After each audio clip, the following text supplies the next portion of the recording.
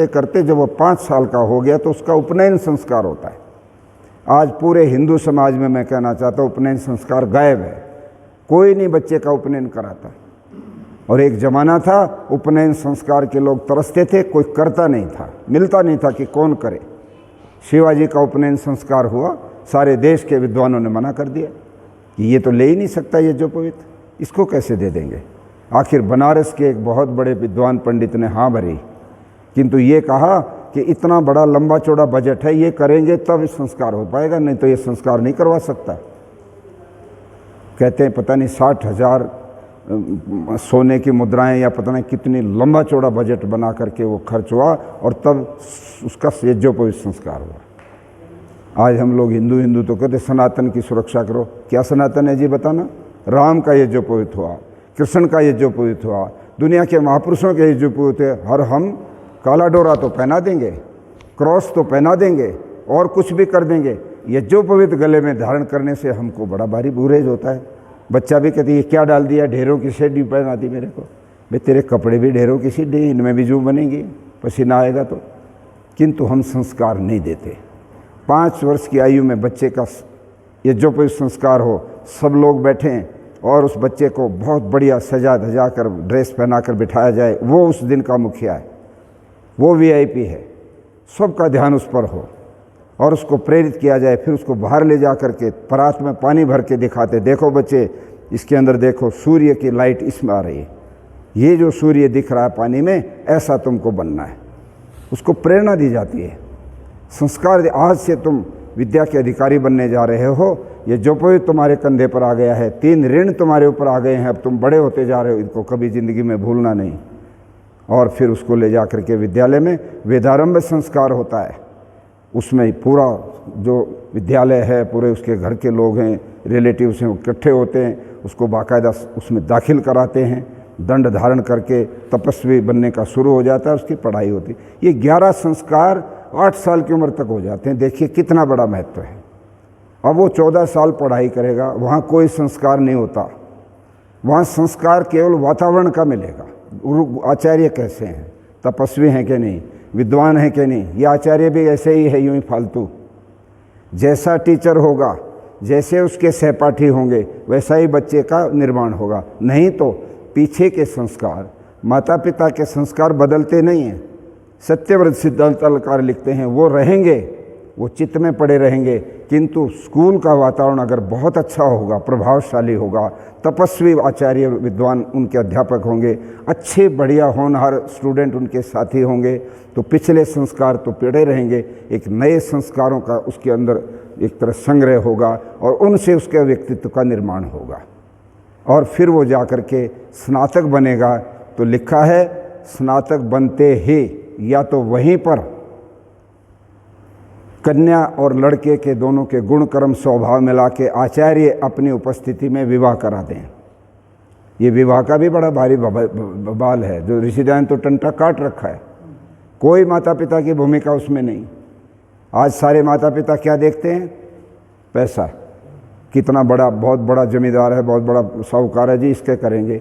और एक बार तो हो जाता है, फिर वो साहूकार उसको निचोड़ता है सारी साल, इतना नहीं लाई, इतना नहीं लाई, फिर उसको पीटते हैं, आखिरी से आखिरी उसका सिलेंडर फटता है नकली और उसको जला देते हैं और फिर जेल जाते हैं और फांसियाँ होती हैं। क्यों? क्योंकि गुण कर्म स्वभाव मिला के शादियाँ नहीं होती। जन्मना जाति बांधे बैठे हैं, अपनी जाति में ही होगी जी, हम दूसरी में नहीं भेज सकते। फिर वर्ण व्यवस्था कहाँ गई? ऋषि ध्यान तो वर्ण व्यवस्था थी, छोड़ दिया हमने, उसको फेंक दिया कूड़े में।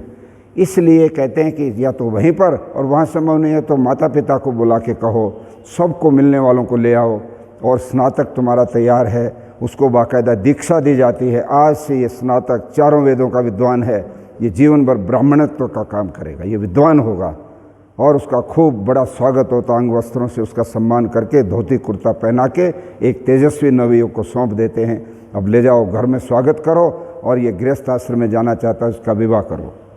वहाँ पर भी गुण कर्म स्वभाव मिला के करना, वैसे ही मत कर देना कि आँख मीच के ना बच्चे का योग्यता देखी, ना उसका गुण देखा, ना स्वभाव देखा, ना संस्कार मिलाए। ऐसे कर तो दिया पर जीवन भर का कलह पैदा कर दिया। दोनों के विचार अलग अलग, दोनों का चिंतन अलग, सारा उम्र लड़ाई झगड़े रहेंगे, ऐसी संतान बनेगी। फिर तो बहुत सोच करके स्वामी दयानंद जी ने सारी व्यवस्था दी। समावर्तन संस्कार है ये। समावर्तन के बाद विवाह, और विवाह कोई संस्कार थोड़ा है, वो तो बंधना है उसमें कोई सीखने की, यदि विवाह का भी कोई सीखा जाए तो वही है ले दे के बस वहाँ पर जो 2 घंटे की शादी है, वरना विवाह का कोई विद्यालय नहीं है कि विवाह के बाद आपकी क्या जिम्मेदारियाँ हैं, विवाह का क्या मतलब होता है। ये विवाह का मतलब ये नहीं होता है कि पति और पत्नी बन गए और लेकर के जहाज़ की टिकट और क्रूज में जा कर के वहाँ पर तुम जो है हनीमून मनाने चले जाओगे। ये क्या कौन सी संस्कृति पकड़ के रख ली। विवाह तो एक तपस्या का मार्ग है, आश्रम है, वो मेहनत करने का आश्रम है, उसमें जाओ। आपको आगे देश के लिए बहुत योग्य संतान देनी है, बहुत बड़ा दायित्व तुम्हारे कंधों पर आने वाला है, ये एहसास करा करके विवाह कराए जाते हैं। वो गृहस्थी हमेशा देश के अंदर बहुत बड़ा काम करते हैं। और ये जो वैसे ही रंगरलियाँ मनाने की संस्कृति है, ये हमारी संस्कृति नहीं है। तो स्वामी दयानंद ने विवाह को भी इस रूप में माना कि जब विवाह हो उसको पूरे ध्यान से देखना चाहिए। एक एक क्रिया को पंडित बताता है, ये मधुपर्क क्यों लिया जा रहा है, ये आते ही उसके पैरों पर पानी के छींटे क्यों दे रहे हो, उसको पानी का गिलास क्यों दे रहे हो, उसको आसन क्यों दे रहे हो। ये पूरी की घर की संस्कृति सिखाई जा रही। अब तुम्हारा विवाह हो गया है और लड़की को कहते हैं तो सोच लो, तुम भी सोच लो, कोई अतिथि तुम्हारे यहाँ आएगा तो उस समय सबसे पहले उसको आसन दो, आओ यहाँ बैठो, फिर उसके पैर धो, पैर धोने एक प्रतीक रूप में सम्मान दो उसको, थका हुआ आया है उसके पैर धुलवाइए।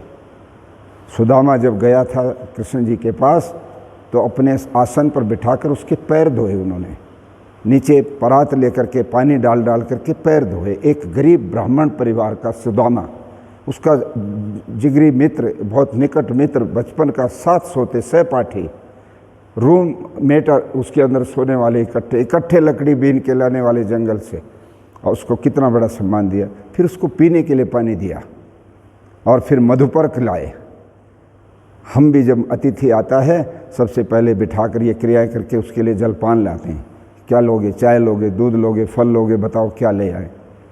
उसका सम्मान होता है, फिर चर्चाएं होती हैं, फिर उसके बाद आगे की।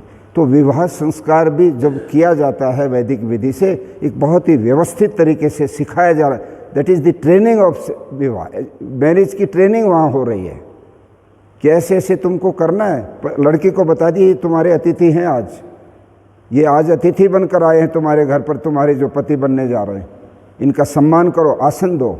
लड़की उठाकर आसन बिछाती है, कहती इस पर बैठो, फिर पानी देती है, उसके पैरों पर छींटे मारते हैं, वहाँ पर पैर धोने की व्यवस्था नहीं है, प्रतीक बताते हैं, फिर उसको पानी पिलाते हैं और फिर वो मधुपर्क देते हैं, फिर आगे क्रिया शुरू हो जाती है। परंतु इसके बाद फिर तो कुछ नहीं बचा, वानप्रस्थ, संन्यास और आखिरी में शरीर का संस्कार। शरीर का क्या संस्कार है, तो सिर्फ समेटना है, क्योंकि संस्कार तो आत्मा में होगा, आत्मा तो चली गई, अब तो इसको लपेटना है, अग्नि को दे दो, इसका संस्कार हो गया। संस्कार सही माने में 15 ही हैं, 16वां तो इस निष्प्राण शरीर का संस्कार है। तो संस्कार कितने बचे? 11। मुख्य संस्कार 11 बचे। थोड़ा बहुत विवाह को मान लो। वानप्रस्थ तो एक तैयारी का रास्ता है, वहाँ को सीखेगा थोड़ा, वो तो प्रबुद्ध आदमी 60 साल का हो लिया, अब सब काम छोड़ के आ गया जंगल में या अपनी जगह में बैठा है, स्वाध्याय कर रहा है, देश के काम कर रहा है, वहाँ क्या सिखाना, वो सीख साख लिया उसने। सन्यासी भी पढ़ लिख करके जितना वैराग्य होता जाएगा सन्यासी बन जाएगा। किंतु सही मायने में ऋषि दयानंद जो अप्रोच है वो ये है कि इस उम्र का बच्चा ही नई चीज़ें पकड़ सकता, फिर नहीं पकड़ेगा वो।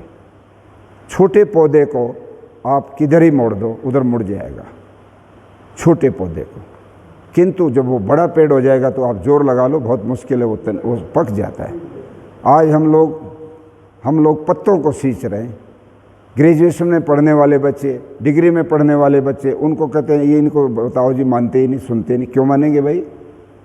आज ये 22-25 साल के हो गए हैं, पक चुके हैं, तो अब तुम्हारी क्यों मानेंगे? आज इनकी दुनिया जो इनको खींच रही है बड़ी तेज़ी के साथ, लुभावनी दुनिया है, चकाचौंध है, सारे नौजवान उधर दौड़ते हैं तेज़ी के साथ।